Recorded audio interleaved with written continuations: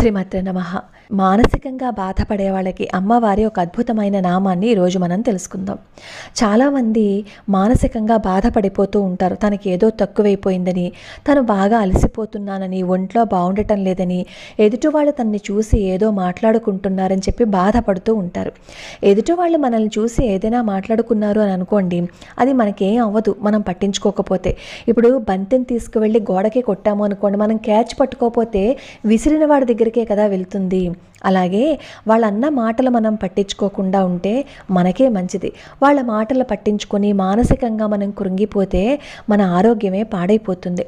అలాగే ఎప్పుడూ negative thoughts లేకుండా సత్సంకల్పం చేస్తూ ఉంటే మనం ఏదనుకుంటే అది సాధించగలం. అలాంటి సత్సంకల్పం మనకి రావాలి అంటే అమ్మవారి నామం శ్రీ నిత్య శుద్ధాయై నమః.